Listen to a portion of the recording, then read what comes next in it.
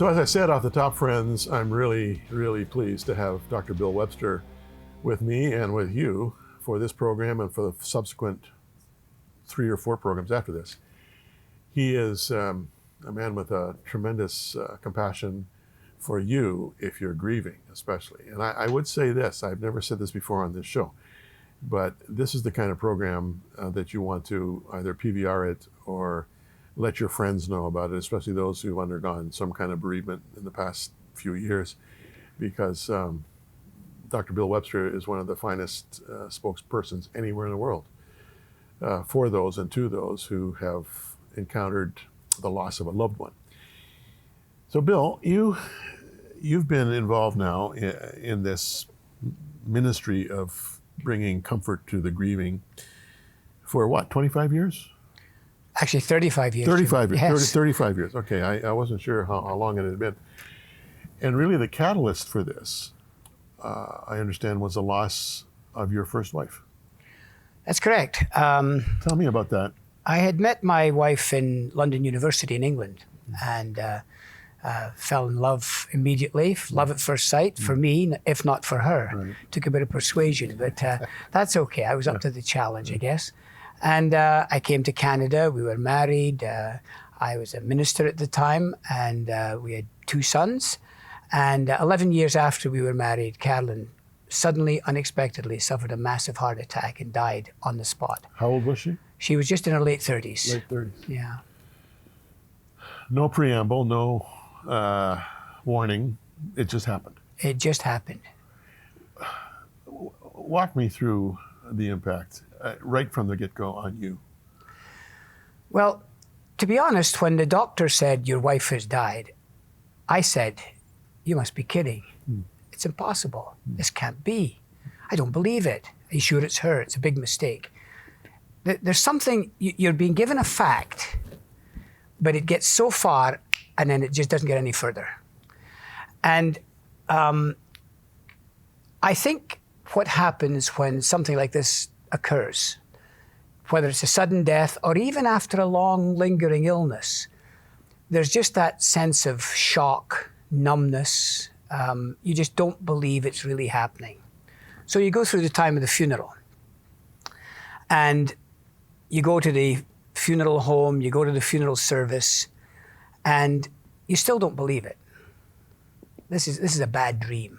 I'm going to waken up at any minute. No, people are comforting you and making condoling comments. They're not registering, obviously. Or if they do, maybe you don't like them. Well, no, that's right. But actually, I think there's something else. Because people come to a funeral and they're upset because they believe it. I mean, when you hear that someone out there has died, you believe it, so you're upset. So people come to the funeral and they're more upset than the actual grieving person. You're in denial. So you end up comforting them. And now you're looking at this from, the 40,000 foot level, but at the point of its impact, when it first happened to you, were you aware of the fact that you were in this kind of denial or in this kind of space where you just didn't believe it? Well, denial is an interesting word. I think sometimes people think of denial as a negative, but actually denial is part of our God-given system that says you're not ready to face this yet. So whether we call it numbness, shock, denial, post-traumatic stress disorder, whatever we call it, this is our defense mechanism. And I think the defense mechanism kicks in. Many times you go to a funeral and you're surprised how well the grieving person seems to be doing. And people say, oh, you're so strong, you're coping. They are strong, but they're numb. And sometimes it's a month or 2 down the road, sometimes much longer, that the numbness wears off and people are ready to begin to face the reality. The problem is that sometimes 3 months down the road, people are saying, well, it's been 3 months, you ought to be over it by now. But you never get over it, you get through it. But not in 3 months. Sometimes 3 months after a person dies, it feels 1,000 times worse than it did the day they passed away, because the numbness has now worn off and you're beginning to feel the emotions and the reality. And that was the difficulty for me, because I felt, rightly or wrongly, that I didn't get a lot of support or understanding. People don't understand grief. We don't like to talk about death. We don't like to think about it happening to us or our loved ones. And so when the person is going through a grief process, we don't understand it, and we automatically think something's not right here. This isn't going the way we thought it was going to go, and you're left feeling abandoned.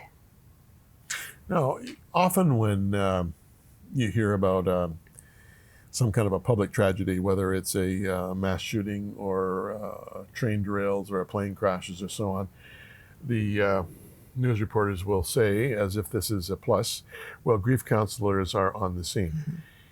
What you're telling me is that a grief counselor can talk till they're blue in the face, but it's not going to register with someone who's numb. That's absolutely correct. Thank you for asking the question, because I think that's absolutely right. Yeah. I'm a grief counselor. Yeah. I have qualifications, credentials as a grief counselor. Yeah. What is required in these moments is not grief counseling, it's crisis management. And the first principle of crisis management is sustainment, calming things down. And sometimes, I must admit, I get a little bit annoyed sometimes when interviewers come up to a grieving family. It's only been a few hours, and say, and how does it feel? Right. And they haven't a clue how it feels because they don't believe it. Yeah. And they're numb and they're in shock. And so I think sometimes we do a grave disservice to people. I remember after 9/11, there was an interviewer on one of the major TV stations said, well, I was here a year ago and there were grief counselors here, but here we are a year later and it doesn't seem like people have gotten over it. Well, duh, and you think, what's the expectation? Because, years and years after that event, people are still grieving and mourning the loss of those who died on that day. No, we're going to have a lot of time. We've got several interviews over the next few weeks, but we may visit this again. Is there a best approach to someone who is in this state of numbness? You talk about crisis management. Is that pretty much all you can do? Or is there something else you can do? Or is there anything you can say at a time like that? There is no one neat, orderly way to get through grief. Yeah. And I think the biggest thing may seem like the most obvious, the most simple thing. And we do that. It's being there. Being there. I don't think we can ever underestimate how much it means for someone just to be there. To just let you know that they care. Because sometimes the grieving person doesn't want to talk about it. Yeah. They don't want to go into a grief counseling session. They don't want people giving them cliches and easy answers. They just want to know that somebody cares about them.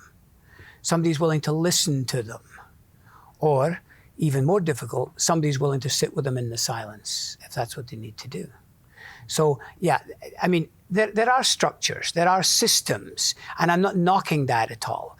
But I think sometimes we make it too mechanical. And it's not an easy process to go through. So the power of presence. Absolutely. Just presence. Absolutely. I remember one situation that I was, I'm also a pastor, and a little 12-year-old girl had just been struck by a car, and she had died. And they called me, the police actually called me. I don't know why they did, but they did. So I actually arrived at the hospital before the parents did.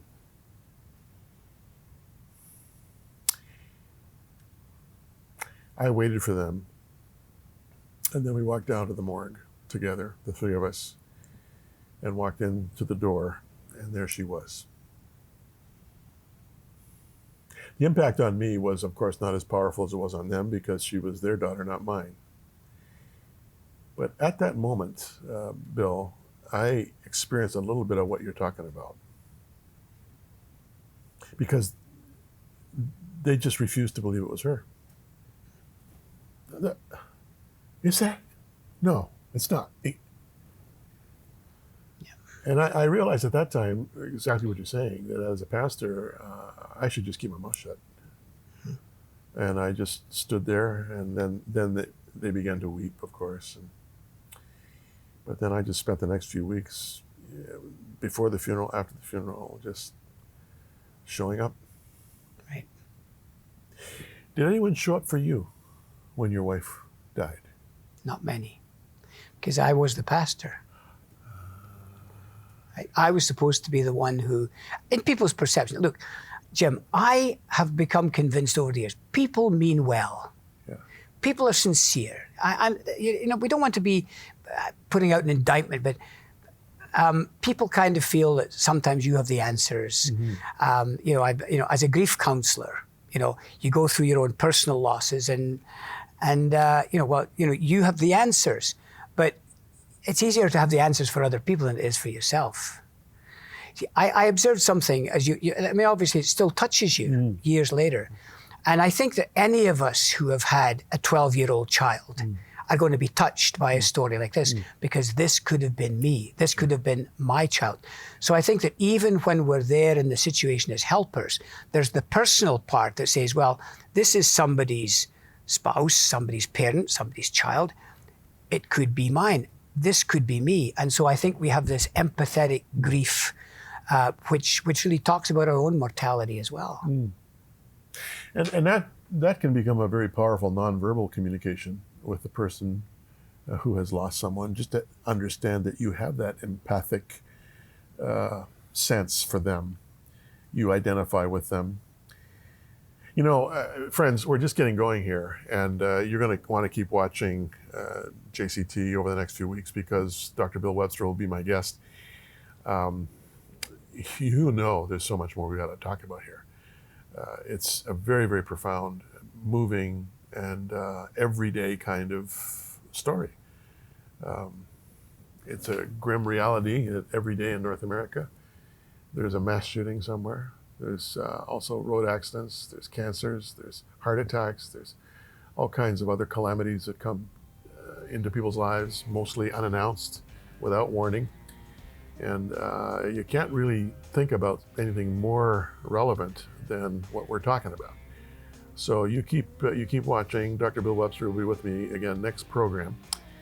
And in the meantime, I hope that you'll be comforted. I'll be back with our Bible teaching segment right after this.